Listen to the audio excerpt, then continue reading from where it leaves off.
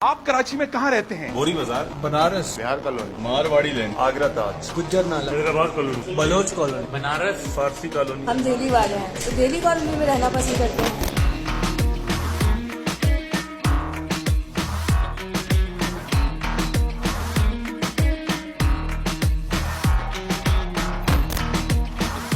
रहते कराची में लेकिन नाम सारे बाहर के। ये वैरायटी शायद ही आपको दुनिया के किसी और शहर में मिले। सेम लैंग्वेज है, सेम सकाफत है, ये एक दूसरे को जोड़ती है। इसके अलावा एक बड़ी बात ये होती है कि आदमी अपने तहफ़्फ़ुज़ के लिए अपने जैसे लोगों में रहना चाहता है। तो जो अक़लियती लोग होते हैं या उस पूरे एरिया में जो कम तादाद में लोग होते हैं वो कोशिश करते हैं कि हम एक साथ रहें और उनके मफादात भी मुश्तरक होते हैं, तो वो इसलिए इस तरह की आबादियाँ डेवलप होना शुरू हो जाती हैं।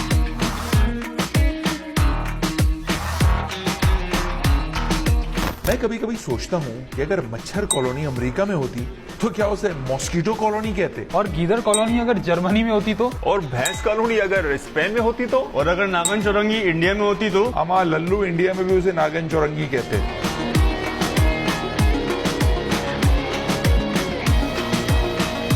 कराची में आपको पाकिस्तान में रहने वाली तकरीबन हर कौम, रंग, नस्ल और इलाके के लोग मिल जाएंगे। जी मैं उर्दू स्पीकर हूँ। मैं क्वेटा से ताल्लुक़ रखता हूँ। मैं जी लाड़काना से बिलोंग करता हूँ। मेरा ताल्लुक मेमन बरादरी से है। अमरकोट के बुनेर से। मैं खानेवाल से हूँ। मेरा ताल्लुक फैसलाबाद के एक गांव से है। रहीमिया खान से। हम बिहारी हैं लेकिन पैदा कराची में।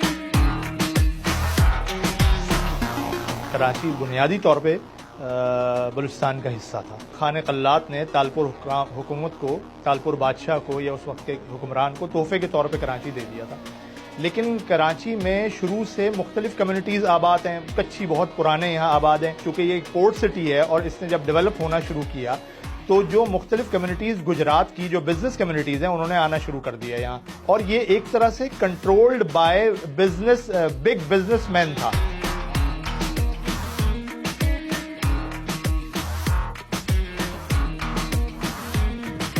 कराची शहर में इलाकों के आधे नाम अगर इंतजामिया ने रखे हैं तो बाकी आधे शायद बसों के कंडक्टरों ने रख दिए हैं।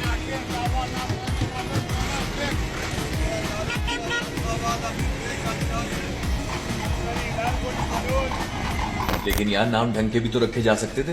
ये करेला मोड़ और कुआरी कॉलोनी नाम रखने वाले। असल में कराची तो इतनी तेजी से फैला है ना कि किसी के काबू में ही नहीं आया। आपको क्या पता किस इलाके में कौन आबाद है, उसका क्या नाम रखा जा रहा है। आपकी बल्दिया के पास ना इतने पैसे थे ना इतने रिसोर्सेज थे कि वो ये सब चीज़ें तय करती कि किस इलाके का कौन सा नाम रखना है। तो वो एक अवामी सतह पे आपको एक पहचान के लिए वो नाम रखने शुरू कर दिए गए जो बस यादगार रह गए या याद रह गए।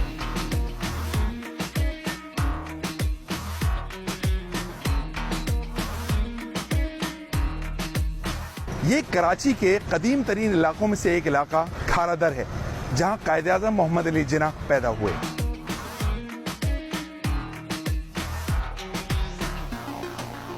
खारा दर का मतलब है ये वो दरवाज़ा था, वो गेट था जो खारे पानी की तरफ, समंदर की तरफ खुलता था, तो इसका नाम ही खारा दर पड़ गया।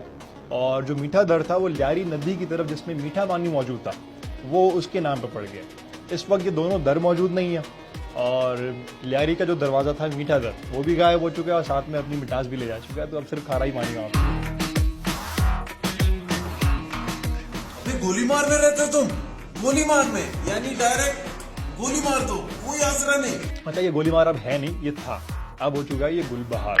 वहाँ पे आपने सुना होगा गुलबहार थाना बहुत मशहूर है ये कि वहाँ पे थी पहले अंग्रेजों की शूटिंग रेंज। तो जब वो शूट करते थे कि फायर करो, तो वो हमारे लोकल लोगों को, आपको पता है हमारी अंग्रेजी हमारी हुकूमत सेम जैसी है, वो समझ में नहीं आती थी, तो वो अपने एक्सेंट में बताते कि गोली मार करके ना, मतलब उर्दू में जाके समझ में आ जाए। वो आवाज़ गूंजती थी इलाके में, ऐसे करते करते नाम ही गोली मार पड़ा।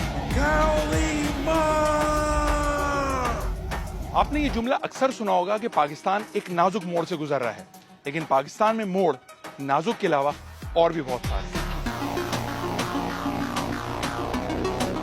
अंडा मोड़, शफीक मोड़, करेला मोड़, यूपी मोड़, गडानी मोड़, स्टील मोड़, कस्बा मोड़, मूवी मोड़।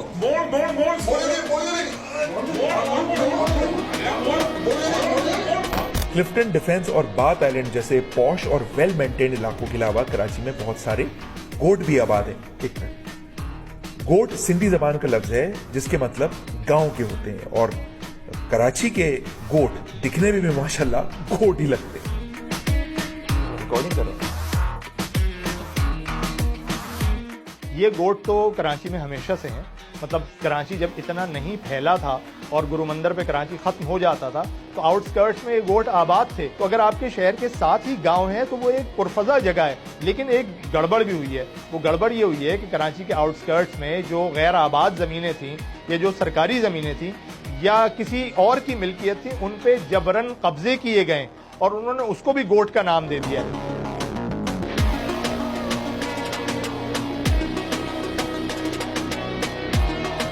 कहां तक सुनोगे, कहां तक सुनाएं। कराची के हर दूसरे इलाके की अपनी एक कहानी है और शहर इतना बड़ा है कि सुबह से हो जाएगी शाम लेकिन खत्म नहीं होंगे कराची के इलाकों के नाम।